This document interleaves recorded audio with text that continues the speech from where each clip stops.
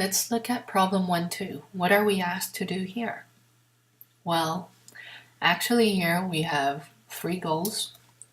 Number 1 is to show that U and V are characterized by these differential equations 1 and 2.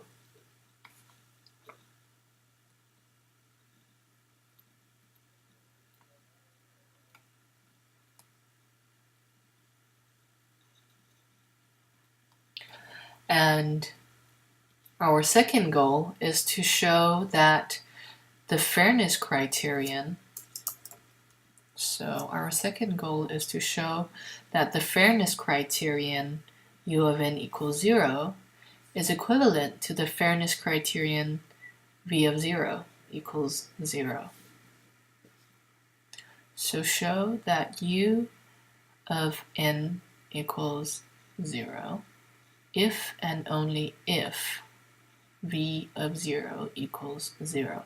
That's what it means when we are asked to show some things are equivalent. Then it means when they say show that A is equivalent to B, it means they want to show that A if and only if B.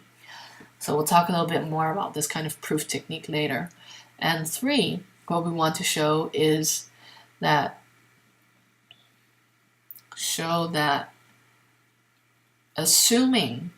show that if U of n equals 0 and V of 0 equals 0 are equivalent, so that if the above is true, so if we assume this, then we can conclude that U of t is equal to V of t for all t. And let's just recall for good measure what U of t and V of t are.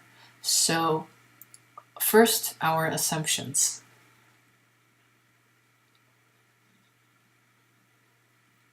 We're looking at continuous time.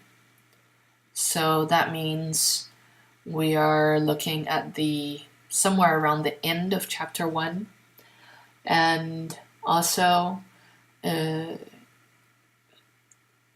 what else do we assume? Boom, boom, boom, boom. Well, we don't really assume that much more stuff. So let's just skip this and go to the interesting part, which is, well, what were the definitions of U of t and V of t again? So we're looking at the continuous case. So we have to go to page 9 of the notes. And there we see that U of t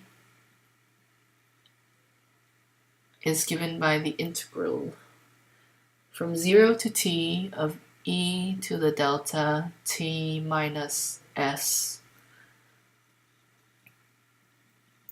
multiplied by c of s minus b of s ds. So it is the accumulated value at time t of all the past net contributions. Think of it as your savings in the bank at time t. And V of t in the continuous case, where C and B are the contribution and benefit rates. And V of t is, well, it's the present value of all future net benefits. So it's given as the integral from t to n. So notice up here t is in the upper bound, but down here it's in the lower bound. So the integral from t to n of e to the minus delta s minus t multiplied by b of s minus c of s. And also, again, just for good measure, let's remember that this delta is the interest rate.